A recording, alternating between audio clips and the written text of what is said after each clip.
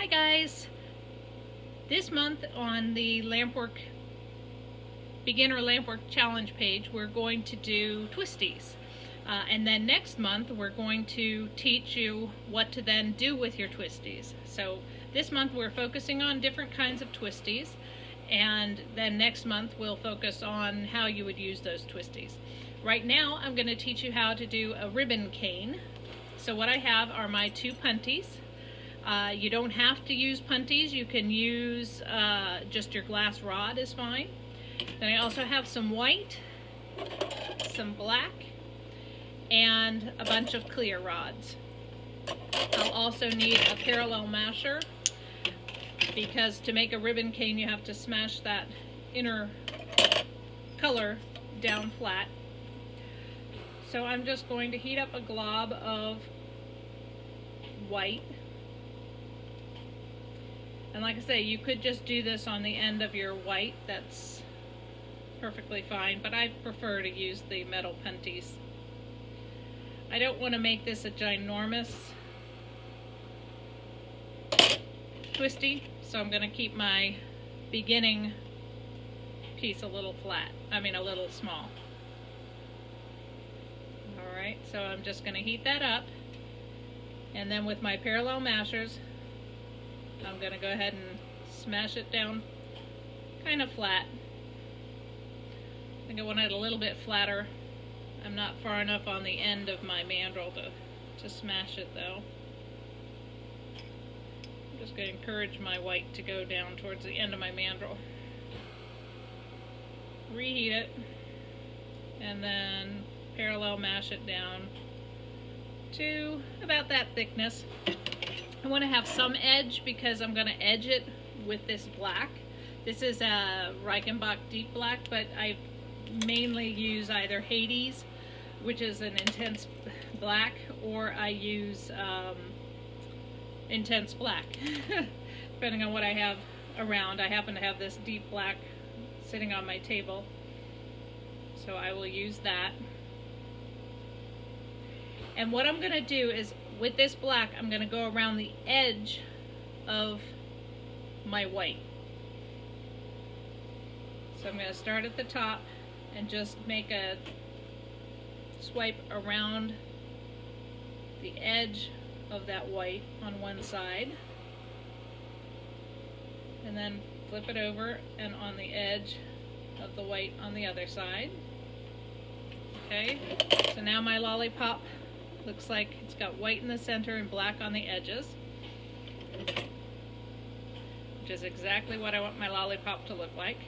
Now I'm just going to heat those two together, because if I don't, then there's a possibility of getting some air bubbles in there. Okay, so that's what my paddle looks like. It's skinny. You can see how skinny that is, and round on the sides. Now it's time to put the clear. And that's what makes this a ribbon cane, is that you have a decent amount of encasement with that clear. Now, because I want my ribbon to look like it's in the middle, I'm going to try and put the same amount of clear on both sides of this paddle. So I'm just doing that by swiping the clear on one side. So that'll be my first layer. And before I go over to that other side, I'm going to go around this black one time with clear. So where I put that black line, I want to make sure that it's completely covered. Otherwise it's going to poke out and it'll web and it'll do all sorts of ugly things to my twisty that I don't want it to do. So I want to make sure that it's under control and under a patch of clear. Okay, and then I come over here to the other side, and I'm going to do that same swiping on a layer of the clear.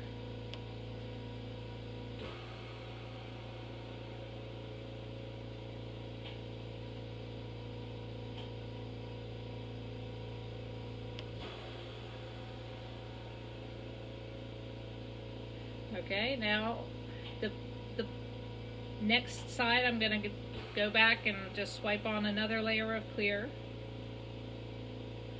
And I'm going to go back and forth from one side to the other, putting on the same number of swipes and the same number of layers so that I know that my sides are going to be the same, or it's close to the same as I can get them.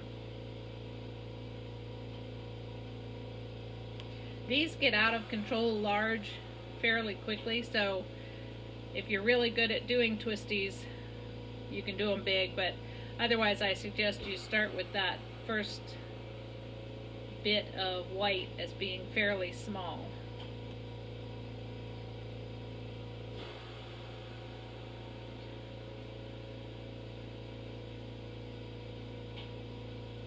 Now my goal here is to build up this clear until my little end here looks like a ball. Looks like I have a marble on the end.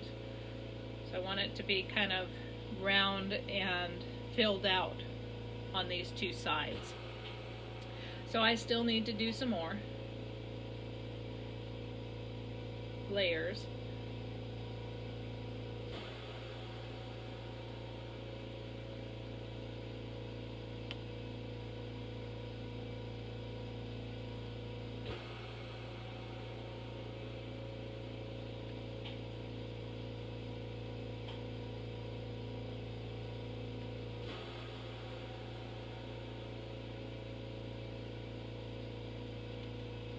And I don't go over that outer edge of black anymore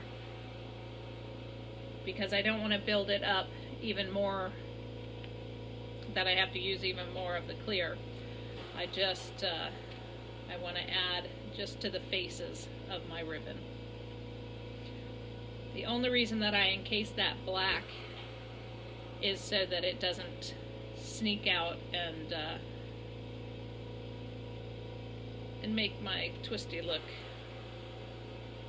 funny. So that's about good. It looks about even. So now I'm going to go ahead and round this little puppy up.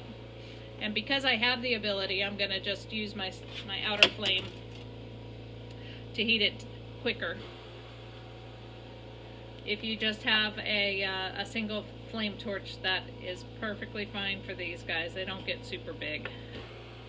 Okay, so I puntied up my other punty. I just heated up where I wanted to stick it, and I heated up my piece of metal. And now I'm just going to heat it. And I can just focus my heat in the center. I can twist it so that I'm heating the ends, twisting one end and the other end. However you want to heat it is fine with these guys. Because they don't get, like I said, they don't get super big. You don't want them to be super big. Then it's hard to twist them enough during the time that you have available while they're hot enough. Okay, now it's just like if you have ever tried to make a marini or anything, you do that, testing it, see if it's hot enough by pushing it in and pulling it back out. And as long as it accordions very easily, it's hot enough all the way through. So now I've got my ball of glass and it's really molten and hot, so I'm going to give it just a second, because if I start twisting now while it's so hot, it's just going to make a big glob and end up on my table. So once I've got that feeling that it's going to move when I tell it to move and not on its own, I start twisting one hand one direction, the other hand the other direction, and pulling gently as I do that. You don't want to pull too fast, or else you end up getting super thin little twisty, or you can't twist it enough. Okay, and then once it seizes, that's it. That's all you're going to get is that twisty. So it's not super long, but it's nice and thick. Sorry I bumped you guys. It's nice and thick. It's not a super skinny one. So I'll be able to use that in my twisty drops or in a bead. And then I just nip off these ends. So you're going to end up with some sort of ends. And if you're really good, you can nip them off, and then you can keep these on there and keep them hot, and then twist these guys out into super thin little guys if you wanted to do that. But that's the basics of a ribbon cane. Okay, so that one's, I would say, one of the easier ones. So we're going to move on next, and I will show you what we're going to make next. Thanks. I hope you give these a try.